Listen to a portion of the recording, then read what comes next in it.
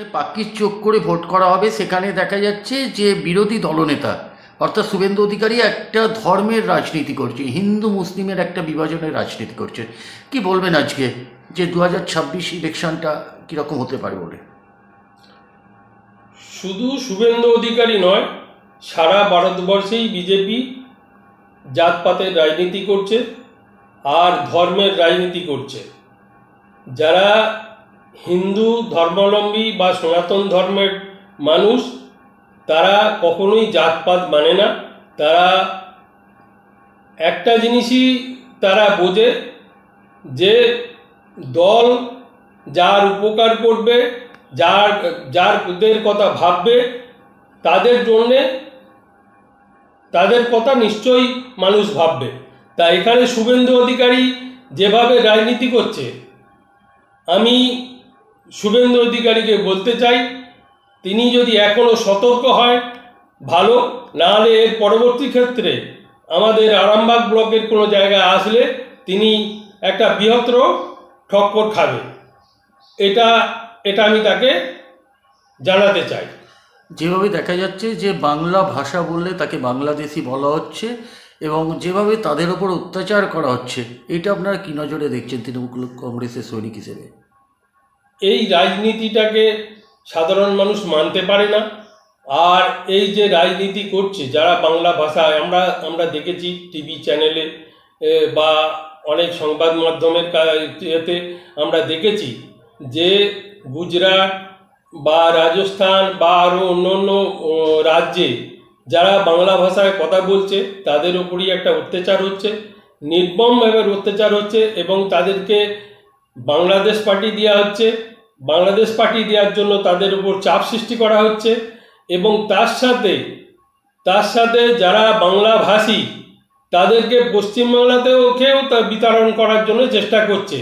এটা শুভেন্দু অধিকারী পরিকল্পনা করে করছে। শুধু তাই নয়, রাজ্য বিজেপির সাথে এবং সেন্ট্রাল বিজেপির একটা কোঅপারেশন করে আজকে যে এই অত্যাচার চালাচ্ছে এটাকে মানুষ মেনে নেবে না। সে তার জবাব 26-এর ইলেকশনে অবশ্যই দেবে। এটা মানুষ চিন্তা ভাবনা করে নিয়েছে। এনআরসি শেয়ার নিয়ে যেভাবে কেন্দ্র সরকার তৎপর হয়ে উঠেছে, তাহলে কি কোনো প্রভাব পড়তে পারে বলে মনে করছেন? কোনো এনআরসির প্রভাব পড়বে না। এনআরসিটাকে মানুষ ভয় পায় না, কারণ আমাদের ওয়েস্ট বেঙ্গল মানুষের প্রত্যেকেই স্থায়ী বসবাসকারী এখানে। তারা যতই চেষ্টা করুক, আর আমাদের মাননীয় মুখ্যমন্ত্রী মমতা বন্দ্যোপাধ্যায় আছেন সবার উপরে, তিনি তার চিন্তা ভাবনা করবেন এবং তিনি অবশ্যই সেটা দেখবেন যাতে মানুষের কোনো অসুবিধা না হয় এনআরসি নিয়ে। তো আপনি যখন এই কথাটা বললেন, অভিষেক বন্দ্যোপাধ্যায় মঞ্চ থেকে দাঁড়িয়ে বলেছিল আমি জয় বাংলা বলিয়ে সারুন। তারপরে অপরচিত্ত দেখা আরামবাগের বুকে সেই শুভেন্দু অধিকারী যেভাবে তার গার্ড দিয়ে তাকে হেনস্থা করলো, তাহলে মানুষ তো তাহলে জয় বাংলা বলতেও তাহলে ভয় পিছিয়ে যাবে বলে কি মনে করছেন আপনারা? না, কখনোই মানুষ জয় বাংলা বলতে পিছুবে না। মানুষ জয় বাংলা তো বলছে, আগামী দিনে আরও বলবে। আর শুভেন্দু অধিকারী এসে কিছু করতে পারবে না।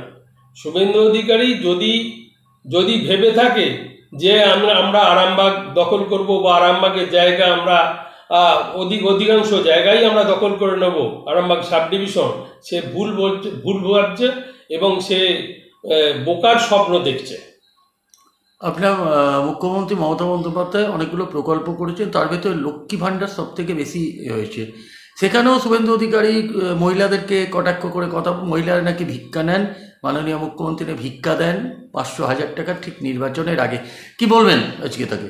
আজকে বিজেপির সে যোগ্যতা নেই, কারণ বিজেপি অনেকবারই বলেছে মুখে যে আমরাও লক্ষ্মীর ভাণ্ডার দেব। তারা লক্ষ্মীর ভাণ্ডারের জায়গাটাকে পাল্টে দিয়ে একটা নতুন নামকরণ করতে চেয়েছে, কিন্তু সেটাতে তারা সফল হয় না।